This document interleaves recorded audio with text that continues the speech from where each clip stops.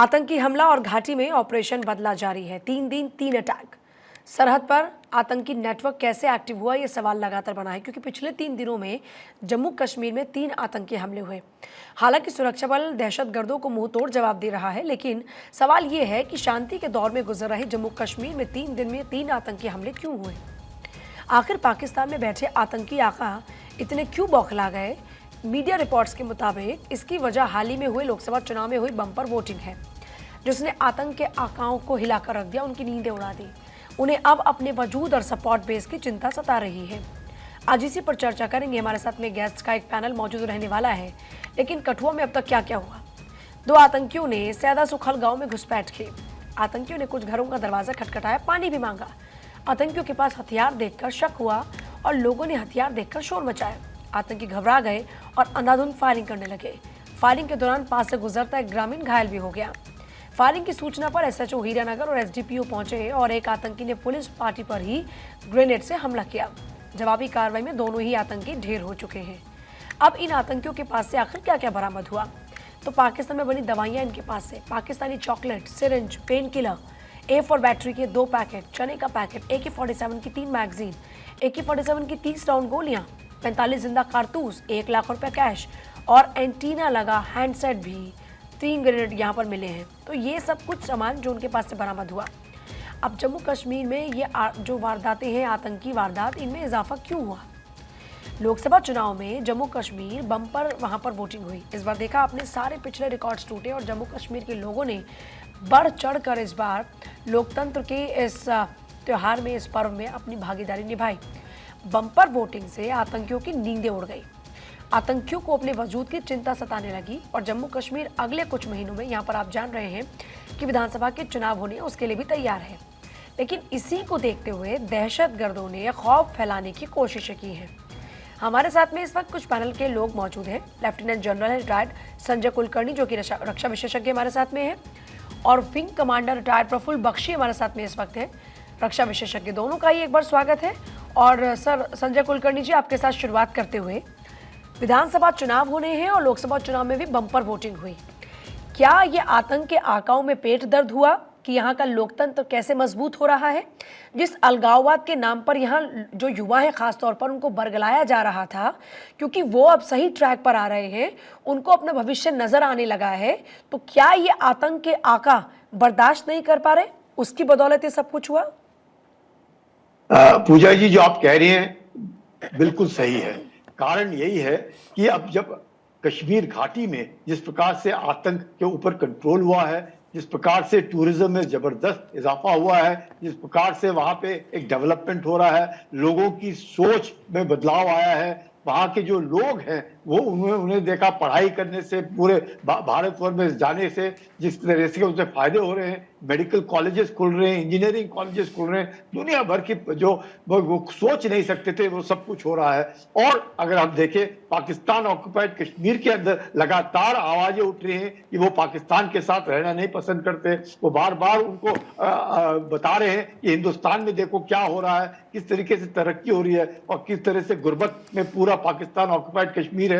और पाकिस्तान की जो फौज है वो रिस्पॉन्सिबल है, क्योंकि पाकिस्तान की फौज का मकसद है हेट इंडिया। और वही आईएसआई का जो नैरेटिव है, उन्होंने जब अब देखा कि पिछले 31 साल में जो हिंदू डोमिनेटेड बोले या जम्मू का रीजन बोले, जिसमें अभी तक शांति थी, उस शांति बहाल जो डिवीजन है उसको किस प्रकार से बर्बाद किया जाए, किस प्रकार से यहाँ पे आतंक फैलाया जाए। और मौका देखा उन्होंने कि अभी इलेक्शंस खत्म हुए, पूरा वक्त जिस प्रकार से वहां पर भी आवाजें उठ रही थी कि भारत में जो अपोजिशन पार्टीज है किस प्रकार से उन्होंने करना है, तो काफी कुछ जो देखने को और सुनने को मिल रहा था। और जब वापस सरकार आई है तो मुझे लगता है, जैसे आप पूजा जी बिल्कुल ठीक कह रहे हैं, कि जो आतंक का गढ़ पाकिस्तान है वो बौखला गया है और वो चाहते हैं कि कठुआ लेकर के, हीरानगर लेकर के, जम्मू, राजौरी, पुंछ, रियासी, ये जो इलाके हैं यहाँ पे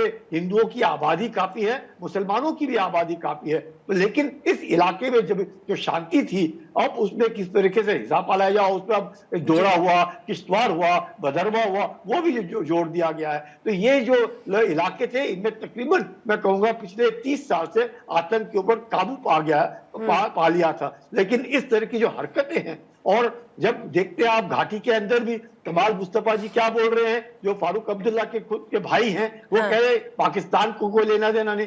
आप क्या कह रही हैं कि जो आतंकी मारा गया उससे सारा कुछ जो भी मिला है वो सब पाकिस्तान का है, सामान है। और ये कहना कि वो लोग जिन्होंने सत्ता में थे कश्मीर के अंदर उस तरह की बातें करते हैं, और पाकिस्तान ने मांगा भी नहीं सर्टिफिकेट, ये तो खुल के उनको सर्टिफिकेट दे रहे कि आप हमारे इसमें नहीं है।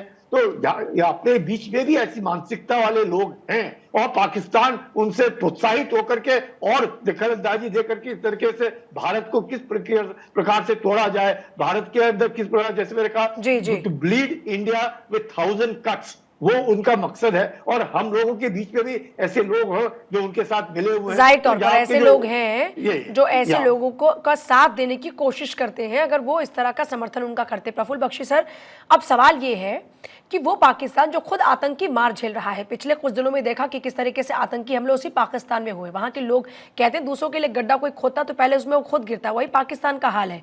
फिर अब ये जो दहशत फैलाने की कोशिश की गई, क्या ये मानकर चले कि उसका मुंह तोड़ जवाब इन आतंकियों को ढेर करके दिया, और अभी और अगर इस तरह की कोई कोशिशें हैं तो उस पर भी हमारी सेना, हमारी फोर्सेस काम कर रही हैं, हमारा इंटेलिजेंस काम कर रहा है?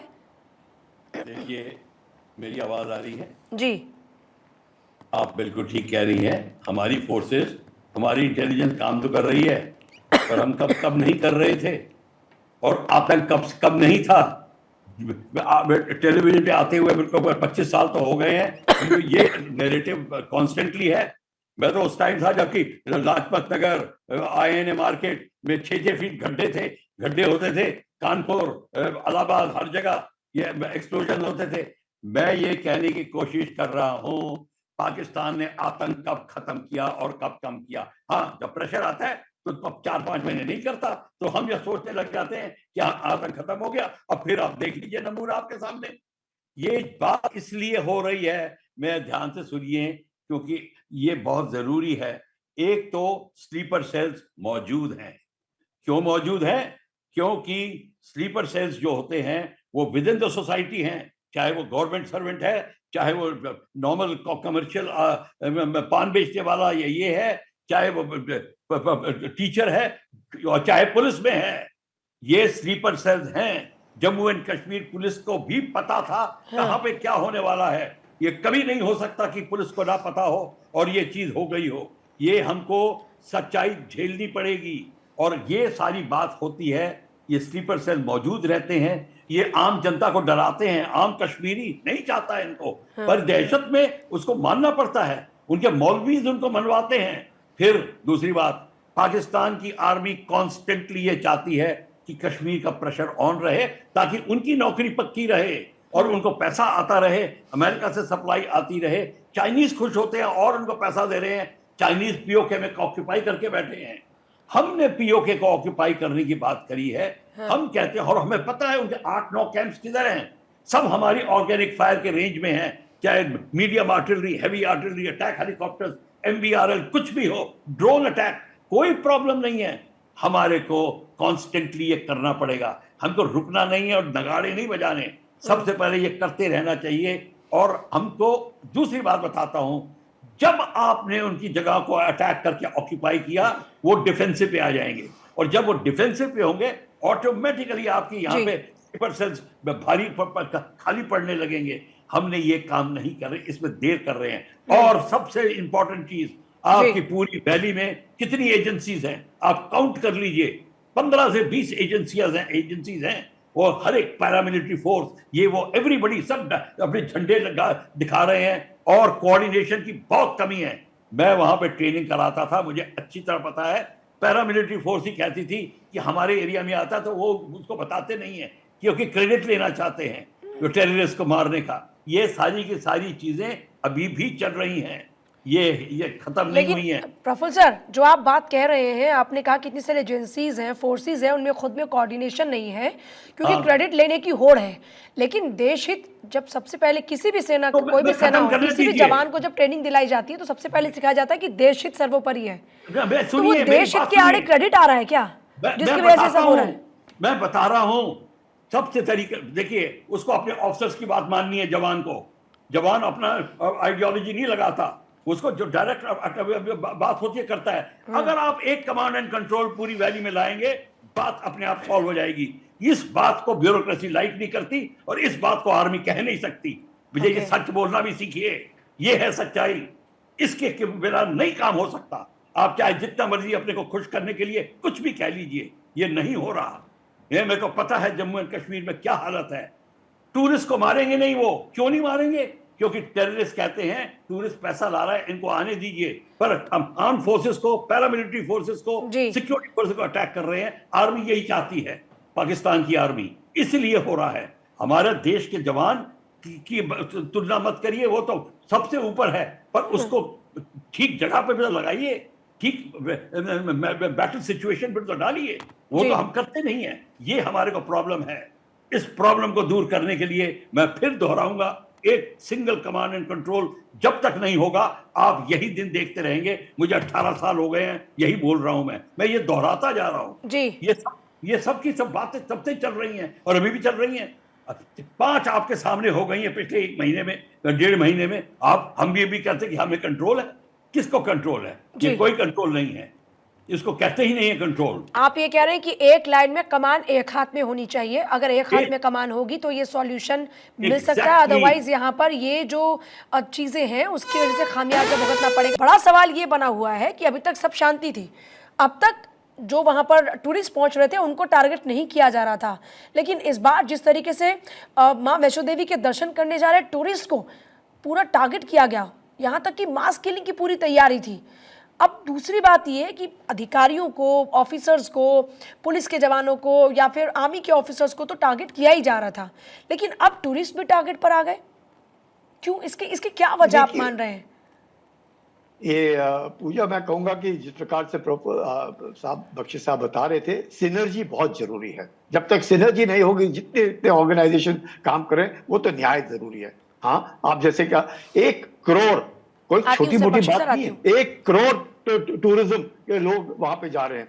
1 करोड़ 2 करोड़ टूरिस्ट, 1 करोड़ माता वैष्णो देवी के दर्शन के लिए हर सालाना जाते हैं। ये सब मकसद क्या है? मकसद है कि किस तरीके से अफरा तफरी बचाई जाए हिंदुस्तान के अंदर। वो है पाकिस्तान की खुद आर्थिक स्थिति का आप जानते हैं क्या हालत है। वहां पे खुद पॉलिटिकल इंस्टेबिलिटी है। जिस प्रकार से चीन दखल अंदाजी दे रहा है, पाकिस्तान उसके जाके गोद में जाके बैठा हुआ है चीन के। तो चीन तो कराना चाहता है कि भारत किसी प्रकार से भी आर्थिक उसकी स्थिति मजबूत ना हो, क्योंकि वो एशिया नहीं पूरे विश्व में number 1 centre of the universe बनना चाहता है। तो काफी कॉन्ट्रडिक्शंस हैं। इस कॉन्ट्रडिक्शंस के बावजूद जब आप जेएन के पुलिस से सुनते हैं, उन्हें भी मालूम है कि तकरीबन 70 से 80 आतंकी जो है वो उन्होंने घुसपैठ की है भारत के अंदर इसी साल के अंदर। जिस प्रकार से एक नया फ्रंट खड़ा कर दिया है, रेजिस्टेंस फ्रंट, जो कुछ नहीं लेकिन लश्कर तैयबा का ही फ्रंट है। नाम बदली कर दिया क्योंकि फाइनेंशियल एक्शन टास्क फोर्स के द्वारा उनके ऊपर प्रेशर आ रहा था, उन्होंने नाम बदली कर दिया। लेकिन हाफिज सईद है, आईएसआई है और पाकिस्तान की फौज है। और उनकी हौसला अफजाई के लिए हमारे बीच में भी तो ऐसे चंद एक लोग हैं, आप सुन ही रहे हैं, पॉलिटिकल पार्टी जो उस प्रदेश के चीफ मिनिस्टर्स रह चुके हैं, वो अच्छे अच्छे ओहदे पकड़े हुए हैं सेंटर के अंदर। अगर उनका ये विचार है कि आप पाकिस्तान से बात करो, अब पाकिस्तान तो इसमें शामिल ही नहीं है, अगर पाकिस्तान इसमें शामिल नहीं है तो ये कह रहे हैं कि जो वो रशीद इंजीनियर को 4 लाख से ज्यादा वोट मिले, जो 5 साल से लगातार तिहाड़ जेल में बैठा है वो मनी लॉन्ड्रिंग एंड ट्रीजन, अगर वो जीत सकता है और वो हरा सकता है उमर अब्दुल्ला को जो पुराना चीफ मिनिस्टर है, तो क्या सोच है, ये क्या मानसिकता है। मतलब इतना सब कुछ करने के बाद भी हम लोगों ने सतर्क रहना बहुत जरूरी है। हमारे पास इंटेलिजेंस आ रही है, इसमें कोई शक नहीं है। नहीं तो फिर इंटेलिजेंस आ रही है तो फिर ये कैसे हो गया? इंटेलिजेंस हमारी इतनी एक्टिव है, हमारी रॉ काम करती है, लेकिन उसके बाद भी अगर आतंकी सरहद पार से आ जाते हैं और अभी 2 संदिग्ध और नजर आ रहे हैं, इसका मतलब इन लोगों ने पूरी प्लानिंग की है आतंक फैलाने की। जैसे प्रफुल्ल साहब बार बार कहते आर्य हैं प्रफुल्ल सर। स्लीपर सेल्स हमारे हैं, ओवरग्राउंड वर्कर्स हमारे यहाँ पर हैं, तो यही लोग हैं जो मदद कर रहे हैं। क्यों कोई भी आपके कहीं पर भी किसी भी इलाके में जाकर के रह नहीं सकता ठीक। जब तक उसको प्रफुल्ल लॉजिस्टिक्स, सर। एम्युनिशन, वेपन ना मिले। ठीक है प्रफुल्ल सर, ये कैसे पॉसिबल हो गया जब हमारे पास इतनी सारी एजेंसीज हैं जो जांच पड़ताल करती हैं, जो नजर रखती हैं ऐसी एक्टिविटीज पर, उसके बावजूद भी अगर यहाँ पर आतंक सर उठाने लगे या फिर अगर आतंकियों की यहाँ पर एंट्री हो जाए, ऑपरेशन ऑल आउट काम कर रहा है, ईडी काम कर रही है, आतंकियों का जो भी यहाँ पर ट्रांजैक्शंस हो रहे हैं, उनको फंडिंग हो रही है, उस पर लगाम लगाई जा रही है, उस सब के बावजूद भी ये सब कैसे कि अब वो लोगों की कॉलोनीज में पहुंच रहे हैं, टूरिस्ट को अब वो लोग टारगेट कर रहे हैं? देखिए मैं आपको बता दूं, जैसे जनरल कुलकर्णी कह रहे हैं एब्सोल्युटली करेक्ट। व्हाट वो ये क्या कहने की कोशिश कर रहे हैं, आपको इंटेलिजेंस तो आ गई, कई बार इंटेलिजेंस आती है उसको सिर्फ नहीं करते, किसको क्या बताना है, किसने बताना है, ये इसमें प्रॉब्लम रहती है। कोऑर्डिनेशन की मैं बात कर रहा हूं मैडम। अगर आपके टेलीविजन को 3 सीईओ कंट्रोल करने लगे, क्योस हो जाएगा आपके डेफिनेटली। किचन में 5 खानसामे आ जाए फिर क्या होगा। ये प्रॉब्लम है हमारे को जम्मू एंड कश्मीर में। मैं एक कमांड एंड कंट्रोल की बात करता हूं तो खुल के सुन लीजिए, जब तक एक कोर कमांडर के अंडर सारा JNK नहीं होगा और सारी paramilitary forces and security agencies reporting to him, तब तक आप यह प्रॉब्लम सॉल्व कर ही नहीं सकते। आप जोर लगा लीजिए, मैं आपसे शर्त लगा करने को तैयार हूं। यही एक तरीका है, इसको आप नहीं सॉल्व कर सकते। आप कुछ करके ये करना वो करना, कुछ नहीं होगा। और आपके पास सारी इंटेलिजेंस है। सर मैं आपके पास वापस लौट रही हूँ, किसके हाथ में कमान की बात कर रहे हैं? और दूसरा ये कि ये संदिग्ध फिर नजर आया, अभी सेना लग गई फिर से काम पर। देखिए मैडम, इसमें कोई दो राय नहीं है। सबसे ज्यादा एक्सपीरियंस किसका है इस गेम के अंदर, आप उसको दीजिए और उसको पूरी अथॉरिटी दीजिए। मेरे हिसाब से, मैं न्यूट्रली की बात कर रहा हूं, ये नहीं कि मैं फौजी हूं, पर जब तक पूरा कोर कमांडर नहीं संभालेगा, क्योंकि बात आती है आर्मी की, राइट स्टार्ट होती है बॉर्डर से, बॉर्डर के अंदर 8 किलोमीटर के अंदर से स्टार्ट होती है और श्रीनगर तक जाती है। Only person, only agency is army can do that. अगर आप नहीं कर रहा तो आर्मी को निकाल दीजिए वहां से और बॉर्डर पे लगा दीजिए और किसी पैरामिलिट्री को दीजिए, तमाशा देख लीजिए। हालांकि अभी NSA ने कहा है कि सारे पैरामिलिट्री फोर्सेस को एक under one command and control होना चाहिए, क्योंकि उन्होंने सुन लिया है कि ये आइडिया लोगों के माइंड में है। तो ये एक पैरामिलिट्री को करने से कुछ नहीं होगा जब तक आर्मी, क्योंकि आर्मी हर जगह इन्वॉल्व होती है, जहां फेलियर होता है वहां आर्मी बुलाई जाती है।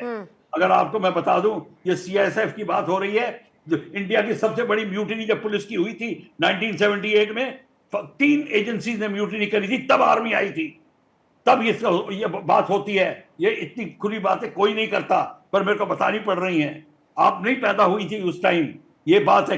तो पंजाब में आतंकवादी कैसा निकाला गया, आर्मी को इंटरवेंशन से निकला, नॉट की पुलिस। ये आपको पता होना चाहिए। तो ये आर्मी का ही काम है। अगर आपको आर्मी पे विश्वास है तो आपको ये करना पड़ेगा। पर मैं बता दूं, पैरामिलिट्री फोर्सेस लाइक नहीं करेंगे, ब्यूरोक्रेसी लाइक नहीं करती। क्यों? कि वो नहीं चाहते। यही सारी। तो आप ये कह रहे हैं कि कुछ लोग हैं वहां पर बैठे हुए, ऐसे लोग जिनको पाकिस्तान की आंखों से अपना पैसा आ रहा है, इसलिए वो खामोशी से यहाँ पर घुलते जहर को देखते रहना चाहते हैं। नहीं, ये बात नहीं है। लेक एक दूसरे के अंडर नहीं कमांड कर रखना चाहते। ये they don't want to be serving under somebody। और इंडिपेंडेंट फ्लैग अपना लगाए, वो मैं डायरेक्टर जनरल हूं, अपने एरिया को कंट्रोल कर रहा हूं। सबको ये चाहिए। ये आर्मी कह रहे हैं कि अधिकारियों का अहम देश के आड़े आ रहा है, जम्मू कश्मीर की जनता के हित के आड़े आ रहा है। ये आपस की जो इंटरनल प्रॉब्लम है, ये प्रॉब्लम आ रही है। ये हर जगह हुई है। अब मैं फिर आपको बात करेंगे, फिर कहेंगे गलवान की बात बताइए, फिर मैं वो बात करनी शुरू करूंगा। हर जगह ये हो रहा है। क्योंकि हमारी मिनिस्ट्री ऑफ डिफेंस में हमारी डॉक्ट्रिन क्लियर नहीं है। जब इंटरनल सिक्योरिटी डॉक्ट्रिन की बात आती है, where the internal agencies fail, ultimately you have to bring in your entire force in a concentrated form. आपके पास एक ही फोर्स है, उस सारी फोर्स इकट्ठी होनी चाहिए। वैसे तो कहने के लिए पैरामिलिट्री फौज दिखती सब फौज की तरह है, सब झंडे स्टार, लेकिन वो जज्बा, वो जुनून आप कह रहे हैं, वो तजुर्बा, वो जज्बा, वो जुनून जो आर्मी वो सिर्फ आर्मी में है, वो सिर्फ आर्मी में है और आर्मी कर सकती है। ये मैं आपको लिख के दे रहा हूं। ये ना कहना कि मैंने ऐसे ही कह दिया, मैं कह रहा हूं और यही होगा, नहीं तो नहीं होगा। कुलकर्णी सर, लेकिन जो माहौल थोड़ा सा ठीक हो रहा था उसके बाद ढील दी जा रही थी और आर्मी को धीरे धीरे वहां से हटाया जा रहा था, तो क्या ये मानकर चलें कि अब जो हालात पैदा हुए हैं एक बार फिर से वहां पर पूरे तौर पर आर्मी को लगाना पड़ेगा, तब इस आतंक का पूर्ण रूप से खात्मा होगा? या फिर इसके अलावा जो आतंकी यहां पर आ रहे हैं और ये पाकिस्तानी है, तो इसके पुख्ता सबूत जुटाकर एक बार फिर से पाकिस्तान को जवाब देना होगा ताकि फिर से ऐसी हिमाकत ना कर पाए? इसमें कोई शक नहीं। देखिए, पाकिस्तान आतंक का गढ़ है। Pakistan uses terrorism as an instrument of state policy. Pakistan की फौज जो है वो चाहती ये है कि किसी प्रकार से उसका भी अस्तित्व तभी है कि वो भारत के, और इसे चीपेस्ट वे ऑफ वॉरफेयर, कुछ नहीं करना है, 4 आतंकी तैयार करने हैं। उनके खुद के एक सर्विसमैन जो पाकिस्तान आर्मी के हैं वो इनको लीड करते हैं, वो ही अंदर लाते हैं, उनको पूरा इंफॉर्मेशन है। लेकिन ये कितना अजीब है कुलकर्णी सर कि जो पाकिस्तान आजादी के वक्त भारत से बेहतर हालात में था, आज उसके खस्ता हालात हो चुके हैं और वहां के नेता खुद इस बात को कबूल रहे हैं कि भारत हमारा पड़ोसी मुल्क बहुत आगे निकल चुका है, लेकिन फिर भी वो जहर में ही उलझे हुए हैं, दूसरों के लिए जहर बनाने में उलझे हुए हैं। आप देखिए पूजा जी, अफगानिस्तान में क्या किया इन्होंने, कहा स्ट्रैटेजिक डेप्थ चाहिए, डीप स्टेट को स्ट्रैटेजिक डेप्थ किया। आज क्या हुआ कि डुरांड लाइन के ऊपर तालिबान और पाकिस्तान की फौज दोनों लड़ रहे हैं, एक दूसरे के ऊपर हेलीकॉप्टर और एयरक्राफ्ट इस्तेमाल करें बम्बार्डमेंट के लिए। तो आप देख लीजिएगा कि पाकिस्तान जिसने आतंक का सहारा लिया है आज वो खुद डूब गया है, लेकिन समझ में नहीं आ रहा है उसको, उसने आतंकी एक फैक्ट्री है जो पाकिस्तान चला रहा है। इसमें कोई शक नहीं कि सिनर्जी जो है सबने मिल करके काम करना है। जब तक हम लोग सब मिल करके काम नहीं, ऐसी क्या चीज है। और उसमें सबसे बड़ी बात पूजा मैं बताऊंगा आपको, लोग जो है वहां के जो लोग हैं, आवाम जो है, अगर जिस दिन वो चाहेगी कि आप कैसे आतंकी आ सकता है, आपके घर में कोई मेहमान आ सकता है क्या जो आपको नहीं जानता है, तो जब तक लोगों जो बाहर से आते हैं उनको सपोर्ट कौन कर रहा है? हम लोग लोकल जो है वो सपोर्ट कर रहे हैं, उनका सपोर्ट लोकल सपोर्ट कर रहे हैं। सर बहुत शुक्रिया आप दोनों का ही इस पूरी जानकारी के लिए। देखिए कुल मिलाकर एक तो सबसे बड़ी क्लियर बात यह है कि अगर आप किसी के लिए गड्ढा खोदते हैं तो आप उसमें खुद भी गिरते हैं। अगर आप किसी के लिए जहर तैयार कर रहे हैं तो उस जहर का असर आप पर भी ज़रूर होगा। और दूसरा ये कि अपने ही घर में अगर दुश्मन प्रवेश कर रहे हैं तो घर वालों को एकजुट होना होगा और ऐसे आतंकियों और ऐसे आतंक के आकाओं को मुंह तोड़ जवाब देना होगा। हालांकि भारत सक्षम है, जवाब दे रहा है और आने वाले दिनों में इस आतंक के खात्मे के लिए और आपको एक्शन देखने को मिलेगा।